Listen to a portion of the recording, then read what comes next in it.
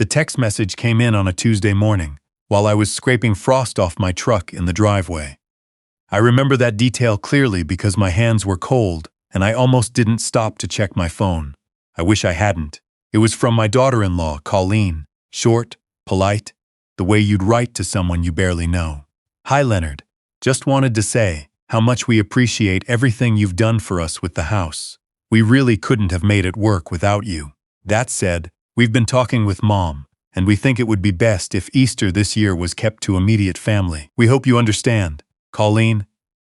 I stood there in my driveway in Barrie, Ontario, in -12 degrees, reading that message 3 times. My breath was making little clouds in the cold air. The truck was still running. I had put $32,000 into that house. $32,000 I had saved over 9 years. Money my late wife Elaine and I had set aside for exactly this kind of moment, helping our son when he needed it most. When my son, Patrick, and Colleen came to us 2 years ago, saying they'd found a place in Innisfil, but were $11,000 short on the down payment, I didn't hesitate. Then the home inspection turned up a cracked foundation. More money. Then they needed help with legal fees when there was a dispute with the seller. More money. By the time the keys were in Patrick's hand, I had given them $32,000. Not a loan, a gift, because that's what you do for your children. And now I was not immediate family. Colleen's mother, Brenda, lived 40 minutes away in Aurelia. She showed up to family dinners with store-bought potato salad and opinions about everything. She had never once offered to help with the down payment. She had never once offered to help with anything that cost more than a casserole dish. But she was immediate family. I finished scraping the windshield. I got in the truck. I sat there with the heat running, and I did not reply to the message. I thought about Elaine. She had passed 3 years ago, just 14 months after her diagnosis. Ovarian cancer, fast and merciless. She never got to see Patrick and Colleen's wedding. She never got to see the house. She had made me promise, in one of her last good weeks, that I would stay close to Patrick, that I would not let grief make me distant, that I would show up. "You have a tendency to pull back when things get hard," she told me, which was true. "Don't do that with him. Promise me." I had promised her, and I had kept that promise. Every weekend visit, every Easter dinner, every Christmas where I sat at a table that felt a little wrong without her, I kept showing up because I had promised Elaine I would. And now Colleen had sent me that message. I drove to work without replying. I was a retired shop teacher, 31 years at a high school in Barrie, and I now worked 3 days a week at a hardware store in town, mostly because the routine kept me sane after Elaine died. My shift started at 8. I stocked shelves and helped customers find weather stripping and talked to an older fellow about deck stain for 45 minutes. And the whole time, in the back of my mind, that message sat there like a splinter. That evening, I called my daughter Wendy. She lives in Halifax with her husband and my 2 grandkids. She answered on the second ring. "Did you know about this?" I asked after I read her the message. There was a pause. Patrick mentioned that Brenda had been pushing for a smaller Easter this year. Smaller. Meaning without me. "Dad, I'm not in the family, Wendy. Colleen says I'm not immediate family." Another pause. Longer this time. "That's ridiculous. You're Patrick's father." That's what I thought. We talked for an hour. Wendy was furious in the quiet way she gets furious. Measured sentences, very careful word choices, which is how I know she's genuinely angry. She offered to call Patrick herself. I told her to wait. I needed to think. I didn't sleep well that night. I lay in the dark in the house where Patrick had grown up, the house where Elaine had died in the bedroom down the hall, and I thought about the past 2 years. I thought about how Brenda had started coming to more and more of the family events, how she always seemed to have a comment about where things should go, how things should be done, which holidays belonged to which side. I thought about last Thanksgiving, when Colleen's brother and his girlfriend had shown up unannounced, and somehow that was fine. That was immediate family. But I was already there, and even so I had felt like a guest. I thought about the $32,000. I am not a man who gives money to get something in return. I want to be clear about that. I gave that money because Patrick is my son, and I loved him, and I wanted him to have a home. But there is a difference between giving freely and being taken for granted, and reading that message, I could not help doing the math. The week before, Patrick had posted photos on Facebook of a weekend trip he and Colleen had taken to Blue Mountain. Ski passes, a chalet, dinners out. I was happy for them. I didn't think much of it at the time. But lying there in the dark, I did the math on that trip. Probably $1,200, maybe more. Meanwhile, the property tax bill on the Innisfil house was coming due in April, and Patrick had mentioned offhandedly last month that he might need to borrow some money just to bridge the gap. He hadn't asked yet, but the ask was coming. I knew my son. I finally fell asleep sometime after 2 in the morning. The next day I called Patrick directly. He picked up after several rings, sounding distracted. I could hear Colleen's voice somewhere in the background. "Did you see Colleen's message to me?" I asked. "Yeah," he said. "Yeah, Dad, we talked about this. It's just, Brenda really feels strongly about having Easter be a bit more intimate this year." "Brenda feels strongly," I said. "It's not a big deal, it's just one Easter, Patrick." I kept my voice even. "I want you to hear what you just said to me. Your mother is gone. I am your only living parent. And you are telling me that your mother-in-law's feelings take priority over my place at your table at Easter." Silence. "It's not about priority. What is it about then?" He didn't answer that. He said he'd call me back. He didn't call me back that day. I spent the rest of that week turning the situation over in my mind. Not with anger exactly, but with a kind of tired clarity. This was not really about Easter. This was about something that had been building for 2 years, maybe longer. Brenda had decided, whether consciously or not, I couldn't say, that she was the central grandmother figure, the matriarch, the one whose feelings set the schedule. And Patrick, my son who I loved, was letting it happen. Maybe because it was easier. Maybe because Colleen was happy when her mother was happy. Maybe because grief had quietly hollowed out my role in his life in ways neither of us had noticed. But I had noticed now. On the Friday of that week, I sat down and I replied to Colleen's message. I kept it very short. "Hi, Colleen. Thanks for letting me know. I do want to mention that the property tax installment on the house is $4,200, and I see it's due April 14th, the week after Easter. Patrick mentioned he might need some help with that. Let me know how you'd like to handle it. Leonard." I pressed send. Then I put my phone face down on the kitchen table and went to make tea. It took 4 hours to get a response. It was from Patrick, not Colleen. "Can we talk?" I called him back. He sounded different from the other day. Less distracted, more careful. "Dad, what did you mean by that message?" "I meant exactly what I wrote," I said. "The tax bill is coming. You'd mentioned needing help. I'm just flagging that the timing might be relevant. Are you saying you're not going to help unless we invite you to Easter?" "I'm not saying anything like that," I said. "I'm saying the timing is what it is, and I thought you should know where things stand." There was a long silence. Then Patrick said, quietly, "Brenda said you'd pull something like this."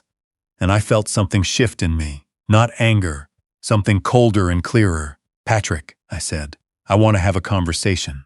A real one. Can you come to the house this weekend? Without Colleen, without Brenda. Just you and me, the way we used to talk." He said he'd think about it. He came on Saturday afternoon. He sat at the kitchen table in the same chair he'd sat in since he was 8 years old. And for a moment he looked so much like he used to as a kid. Same jaw, same way of holding his coffee cup. That something in my chest hurt. I had made a list, not to be dramatic about it, but because I am a practical man, and I knew if I didn't organize my thoughts I'd either get too emotional or not emotional enough. I had written down the timeline. The $11,000 for the down payment, the $9,000 for the foundation, the $7,000 for the legal fees, $5,000 I'd given them when Colleen lost her job for 3 months. Every amount, every date. I put the list on the table between us. Patrick looked at it. He didn't say anything. "I'm not putting this on the table to make you feel bad," I said. "I'm putting it there because I want you to understand that I have not been a distant father. I have not checked out. I have not pulled back. I have shown up.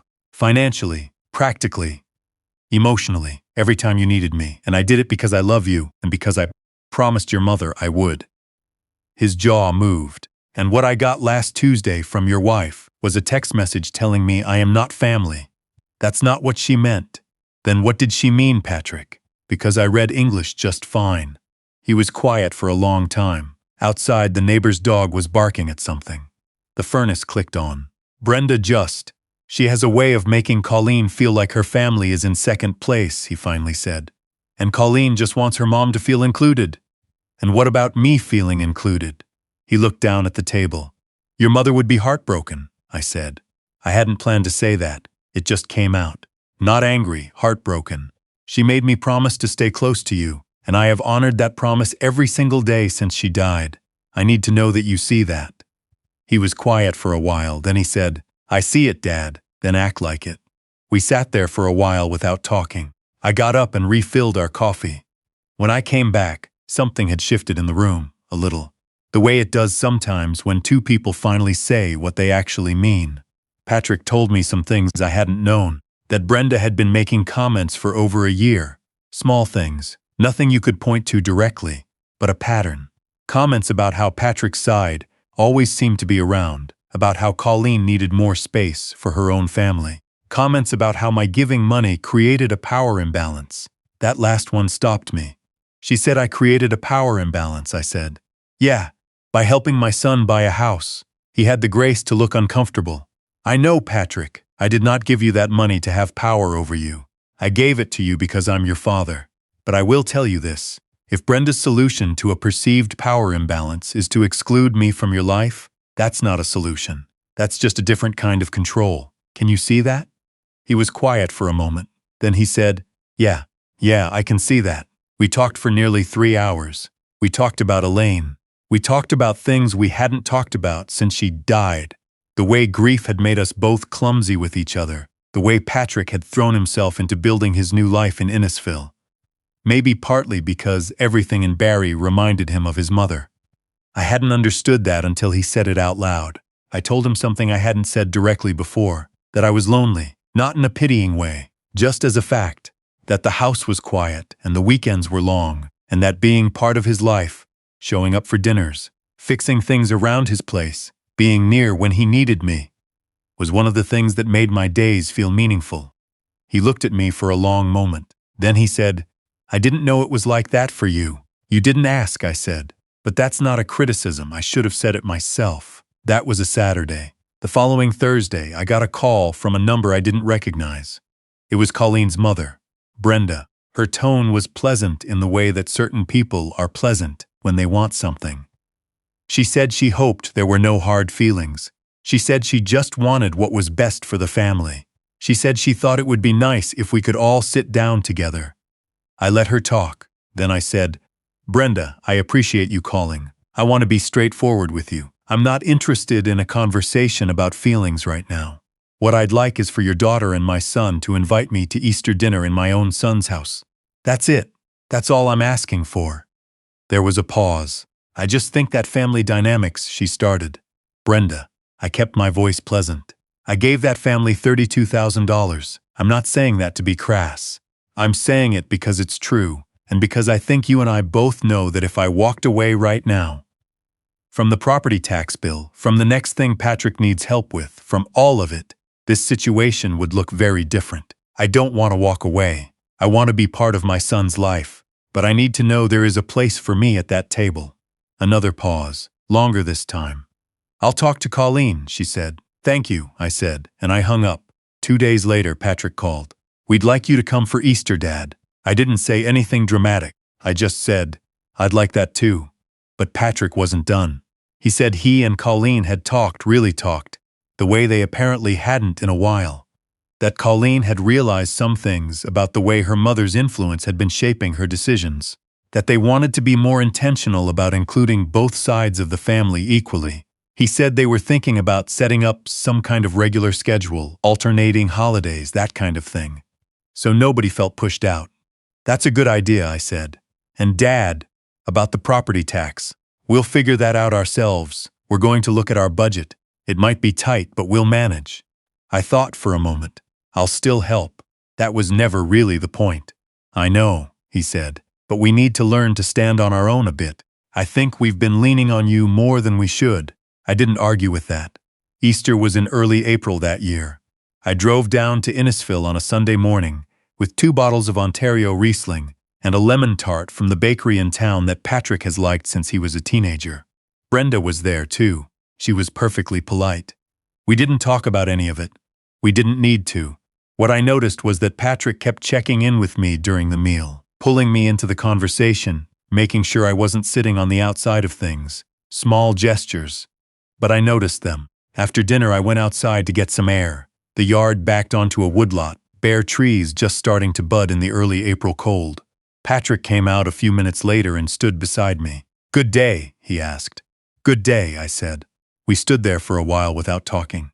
I thought about Elaine, the way I always do. I thought about what she would have made of all of it. I think she would have said I handled it decently. I think she would have given me a hard time about the text message with the property tax in it, and then admitted it was probably necessary.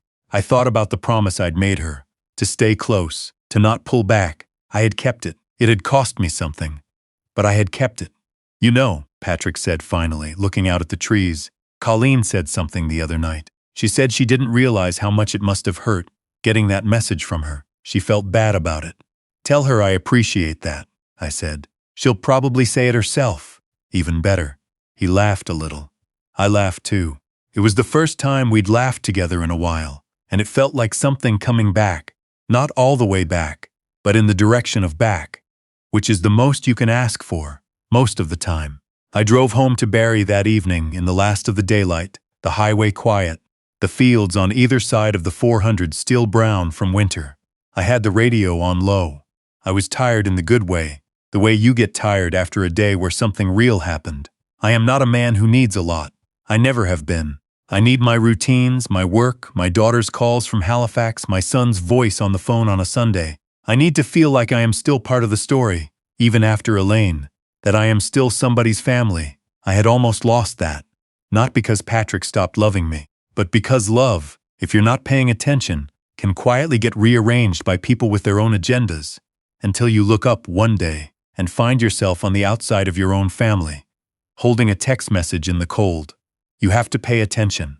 You have to speak up, even when it's hard, even when you'd rather just let it go and keep the peace. Elaine knew that about me. She knew I'd need the reminder. I think she would be glad I finally listened.